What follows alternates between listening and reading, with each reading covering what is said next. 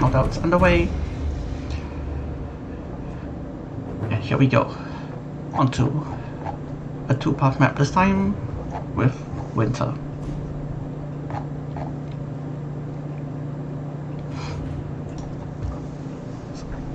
This map is always fun, and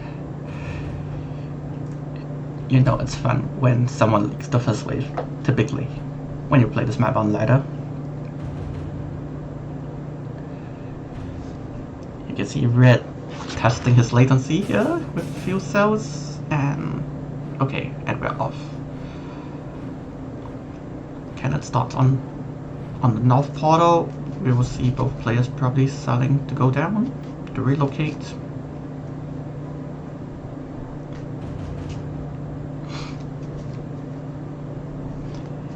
This map is actually pretty brutal because if you miss your cell timing, you actually do have a high chance of being flooded.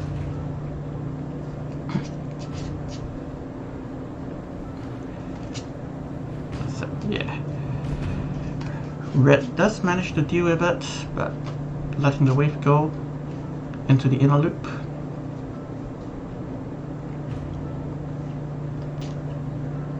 Blue as well here, but so now, despite being blue, actually still setting the tempo here.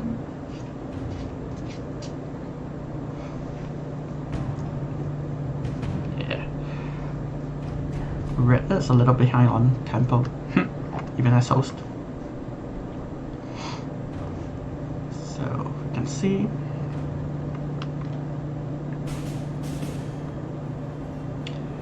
Okay, wave 4 fire. There's water available, so this should be a faster clear on this wave. Yep, blue going straight into water. So does red.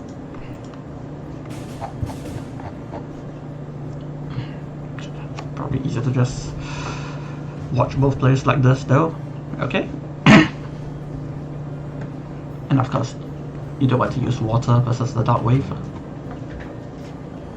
So we'll switch back to cannons.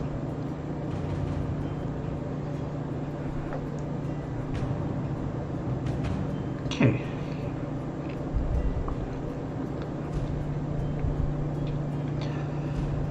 Earth 1 as the second pick, so we'll give players Geisha as the first solo duo to work with.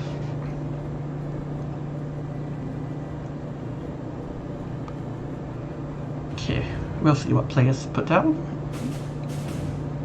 Both players electing to go with water for this wave.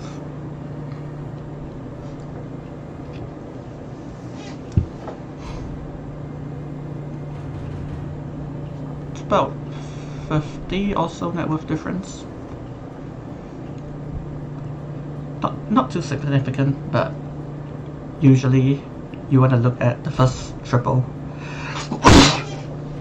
Excuse me, for wave 10.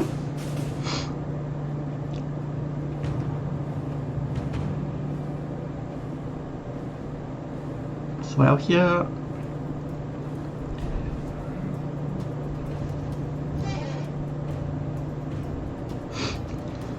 We do have an Earth curse wave.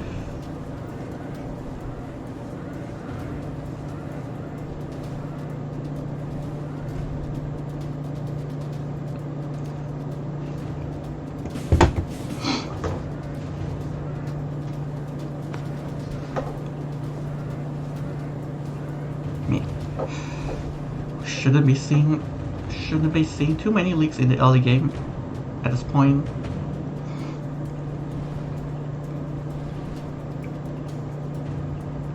Going into Earth here for the next light wave.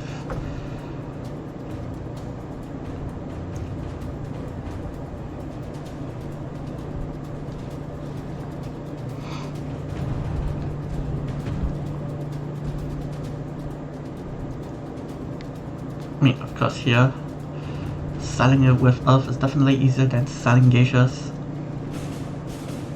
Just for the timings.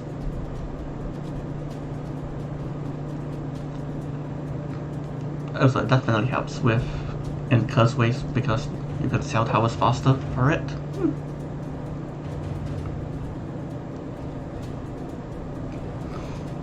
Okay. Red does clean up the previous wave.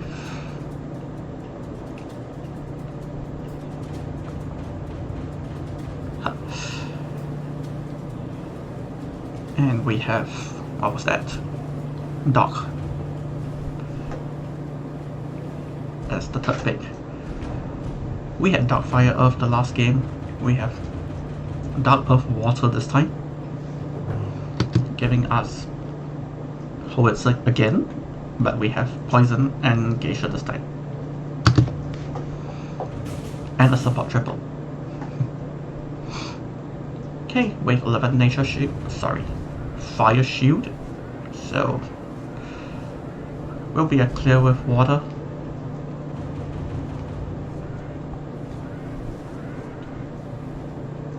Both players electing to go with semi-permanent howitzers, which probably isn't the best for this wave, but considering it's wave 12, I guess it's still fine.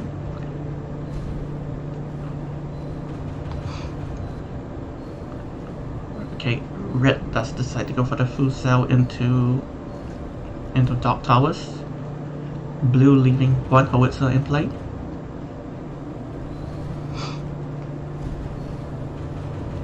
So this wave will take a little longer,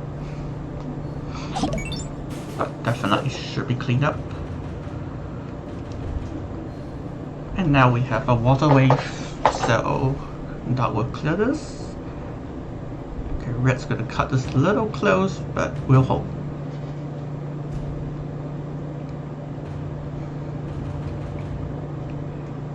Okay, yep, so for the viewers out there, thanks for the follow, but yep, this is tournament stream, so it's actually, it's around on a 2-minute delay, so you'll probably hear this only later.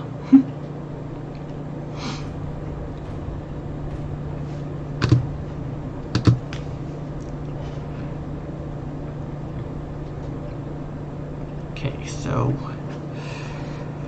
we see red here going with geishas, blue with a semi-permanent howitzer at this point.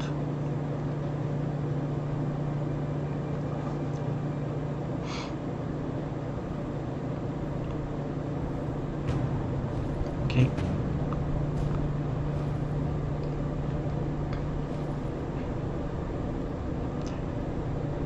Okay, this is going to be wave 15. Bulky being bulky and taking a little longer to clear as usual. But we'll spawn the next elemental, which is going to be light. So we go into 4-element build here with switch player. Let's get my tower table updated, and we'll see. Yep, adding Astro, Polar, and Laser, and Phantom Zone, which you typically would not build in this early into the game. It's generally more of a mid to end game semi-support in a way.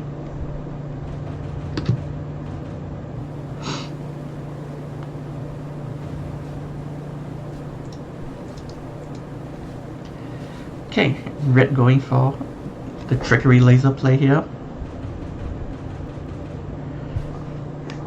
Most of the time, laser itself isn't a very strong solo triple, but if you can one-shot the wave with 2 lasers, it's actually pretty strong. It's a rush potential.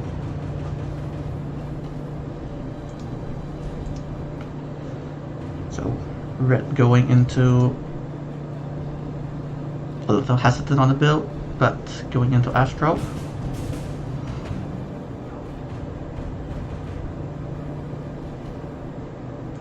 What's his target priority?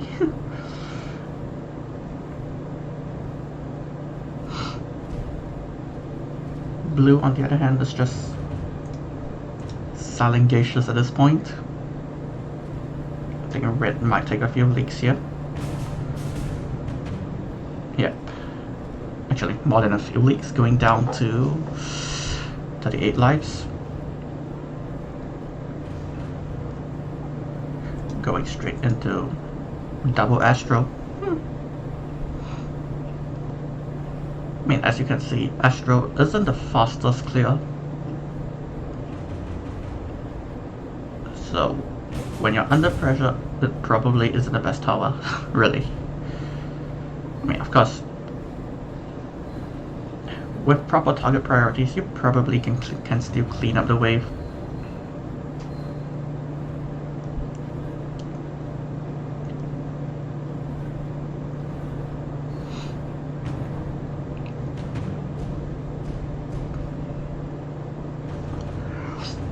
Excuse me. Okay, we see here we have fire for the 5th pick, going straight into 5 element build.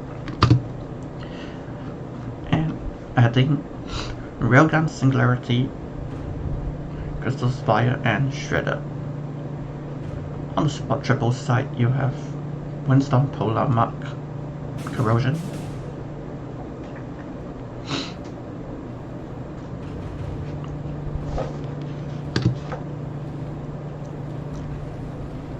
So in 5 element builds, typically what I do is I end up playing basically with this you end up playing Dark Fire Earth, so I usually end up going something with either Dark Fire Earth or Light Water Nature on the other side. So in this case, I do end up playing like something like I think Runic, Haste, and maybe Money, depending on the pace of the game, of course. Since Money Tower build is typically a bit slower,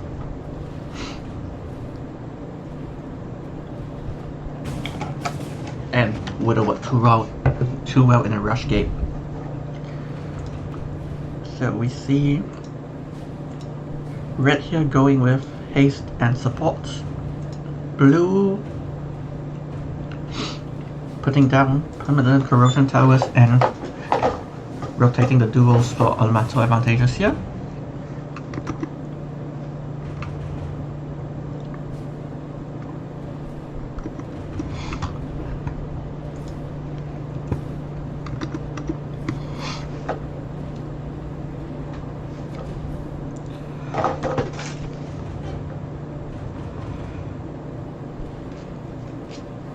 Okay, so going into the mid game here, we see blue still on 50 lives, red taking a few leaks, going down to 37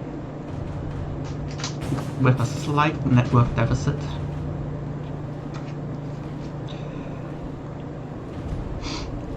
Not something that can't be overcome with good placement and really tower selection into the mid game.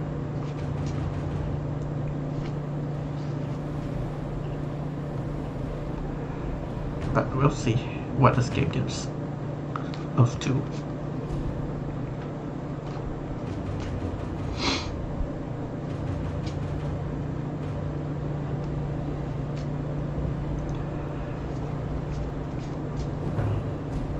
Blue going with Infernos to take care of the Elemental.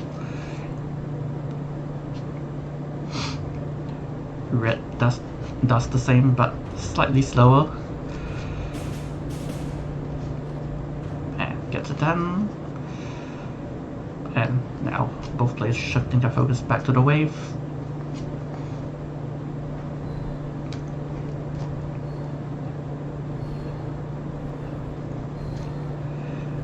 Blue going with Runic, red going with Astro.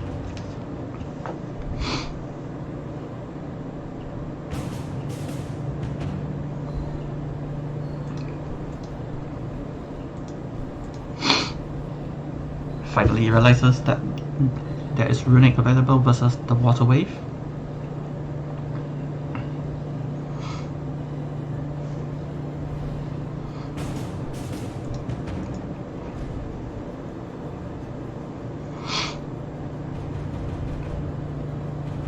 Blue putting down Astros only to realize it's a double Earth Wave and selling it straight away for Vapors.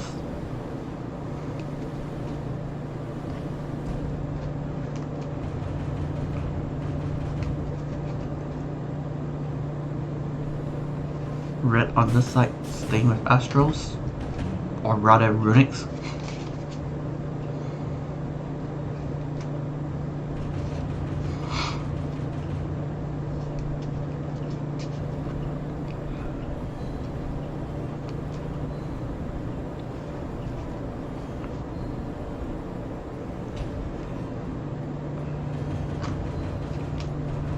I mean,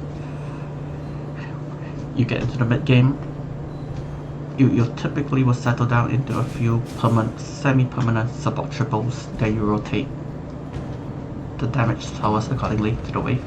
So yeah. But wait, these are actually poison towers, not corrosion.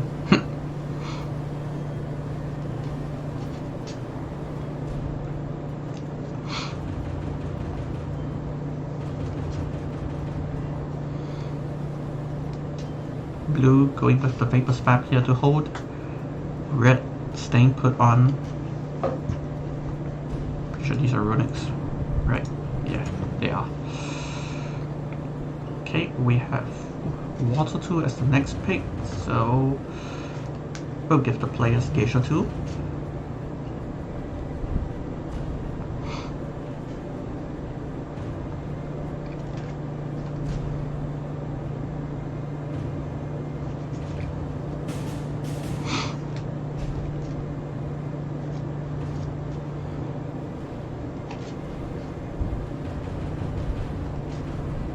Blue almost leaking the elemental here, but building dark towers for the final kill to secure the kill on it. And yeah, as is the typical case, you put down these support triples and rotate a few duos or triples for damage.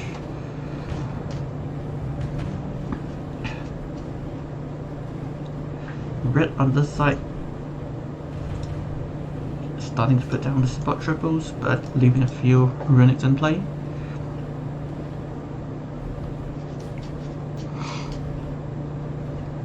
And we have Windstorm here as well.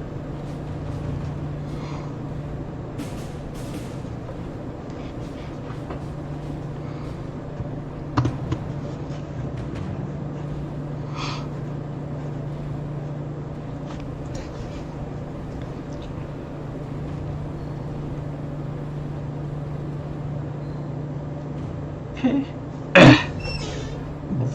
both players here generally settling into the flow of the mid game.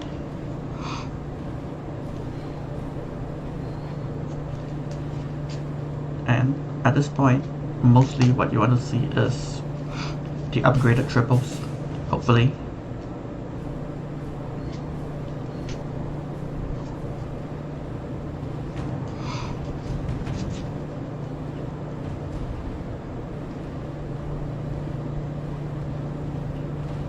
I mean, of course, with the introduction of quad towers, you'll have more options available, and with that, you have some pretty solid ones.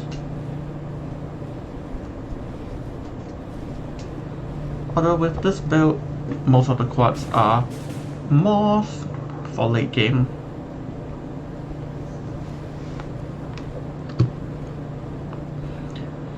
So I guess both players will be staying more triple heavy for now. Okay, this is wave 35. Fire Temporal. Shouldn't present too much of issues here. And we'll see what the game decides to give. Dark.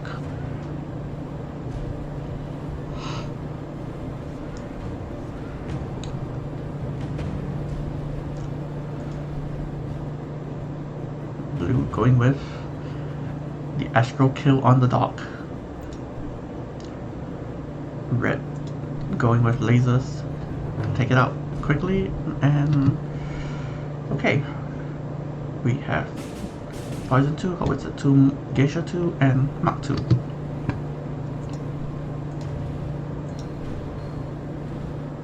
I think blue might just go into permanent Mach 2s here, which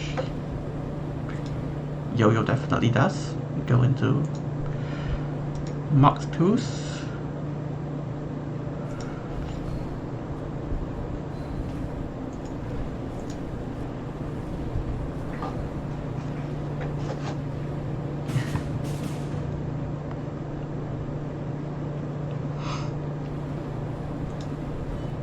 it's a 2s, haste, and yep, mark 2s on both sides here. Okay, we have double light waves, so it's the best Earth Tower. Yeah. I guess mods can do the job here as well, so although that's actually always and just available in the build.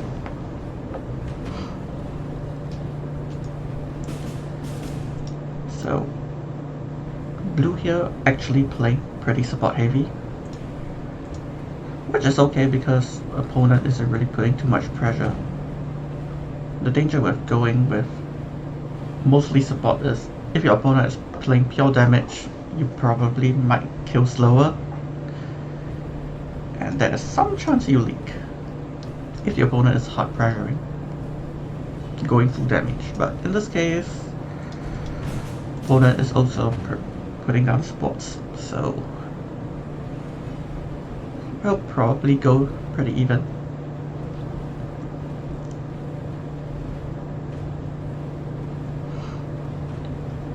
Here we see blue going with pretty much support and flamethrower.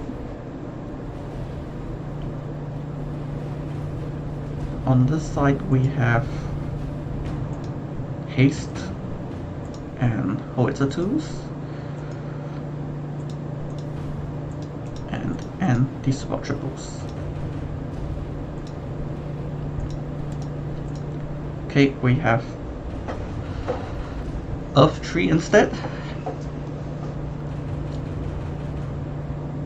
and both players Inferno spamming to take care of elementals.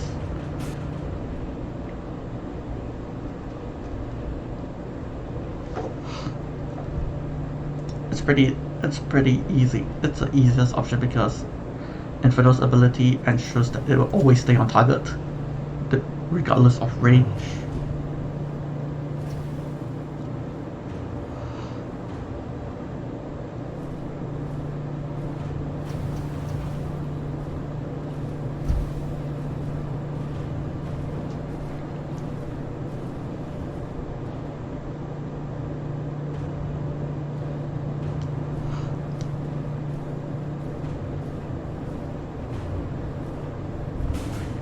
Here, okay, we see blue going with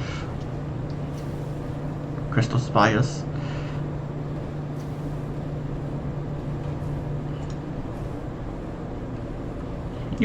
Used to be one of the used to be a pretty strong tower. Then it got kind of nerfed, and now it's actually slowly getting back into the meta, as we can see in this game. In fact, the last ranked random game I played, I actually lost to an opponent who built Crystal Spires deep into the late game. Here we can see red actually struggling a little with this composite bulky wave. Will actually leak a few.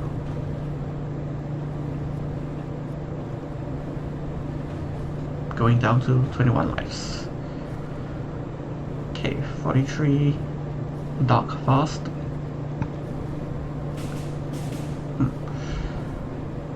Okay, red definitely struggling with the wave just a little, but getting a late kill. Going with railguns,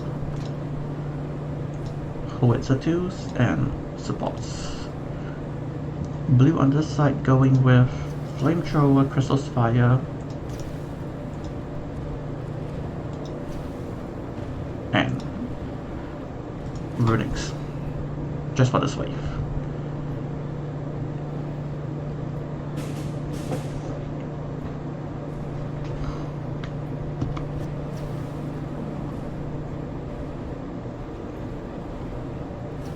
So we can see here Crystal Spire is actually doing a very solid burst.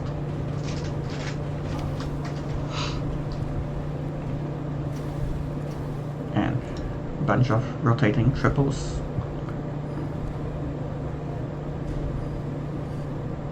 On the red side, we see support triples with railgun, runic, and howitzer 2. Okay. Game decides to add water tree to this build, so gives the players geisha tree. In most cases, dual trees are still the most cost efficient. Not necessarily the highest damage per se, but generally dual trees are cost efficient for their gold cost. And in random, it might just be your best option. So we have that. Red replacing the howitzers with geishas straight away. Here we can actually see one major difference where red's actually playing very heavily on the intersection point and the end zones. Blue actually playing closer to the portals.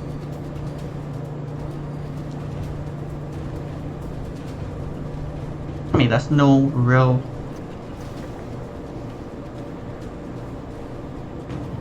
objective best way to play this, but here we see blue actually leaking one creep somehow. I didn't really catch that, but I saw it at the portal.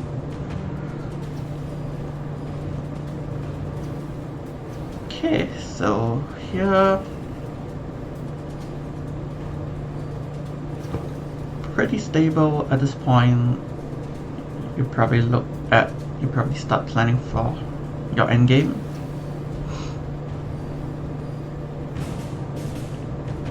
In this case, it's probably geisha tree, and depending on what spawns for 50.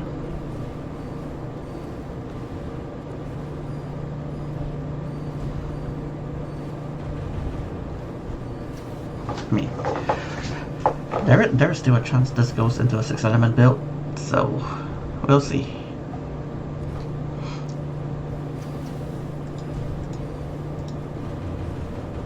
But otherwise, this will pretty much be a geisha tree endgame.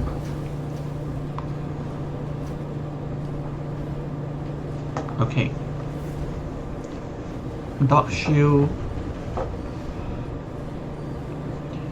Not much here.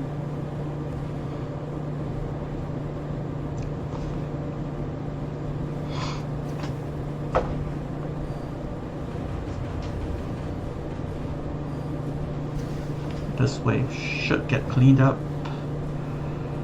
and okay, blue will get a kill first and spawns fire too. So this will stay as a 5-element build.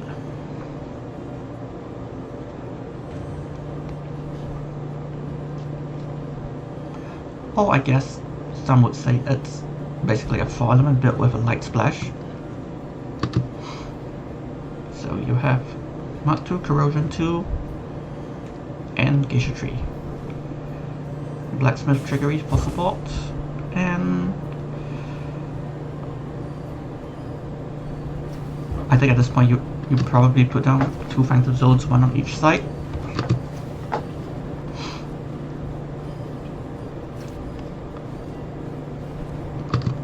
I mean, you could elect to go for Railgun, Crystal Spire, and Geisha Tree endgame. Okay, here we see okay, blue going Waterfall here, red going with, let me see, looks like building into Earthfall.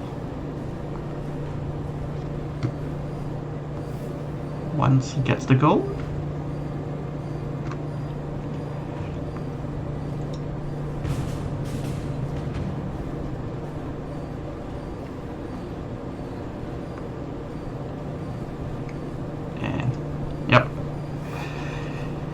There we go. A 4 into play. Here we have waterfall.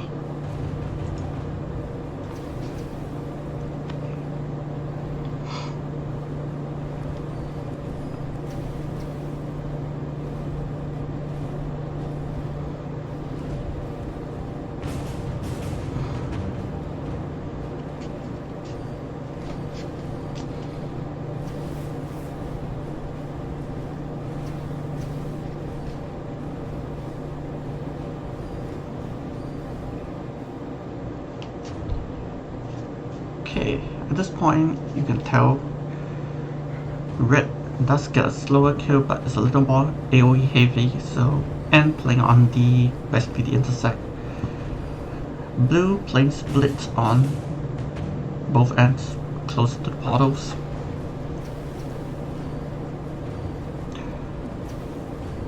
And here, this is going to be wave 55, composite healing. So this should go into elimination.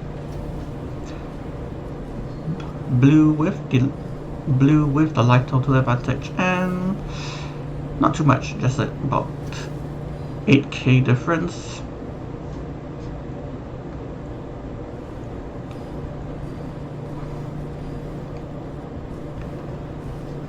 So here we will see the endgame plays.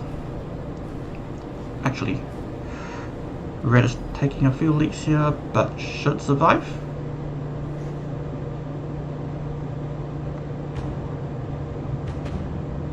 Oh, blue actually leaked one as well, which I just caught.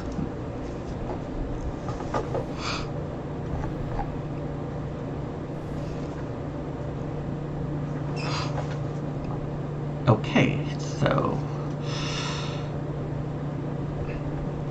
red on this side going into what looks like the railgun endgame with Geisha Tree. Blue on this side going into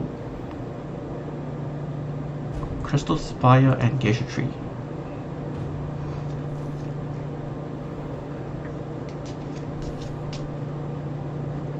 Okay, red on 6 lives, blue on 48. Net worth difference is about 6k, looks like, yeah.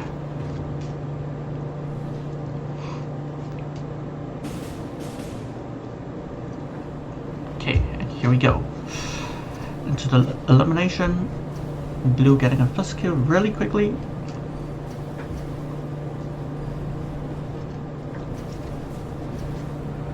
But on the faster placement, it's expected.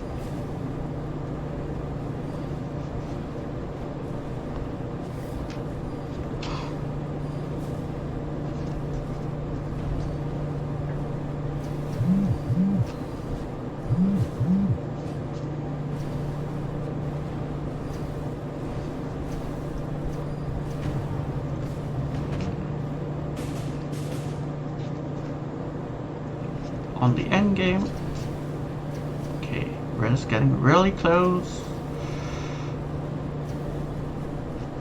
but we'll manage to clear 56.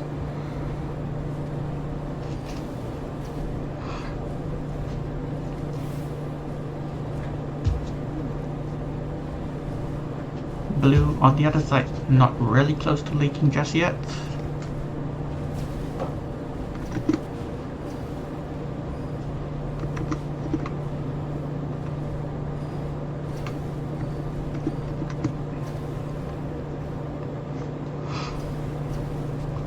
Okay, pretty sure red will leak. Red will take the leaks here and it's eliminated. Good game, well played. Yep, as we can see,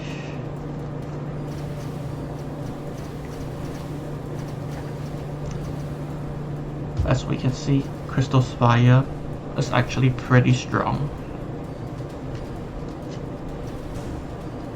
in the late game now.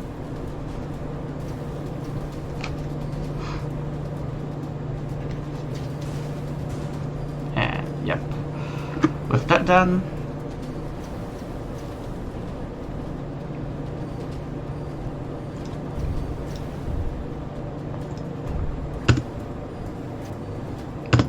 Okay. Just got the players have left.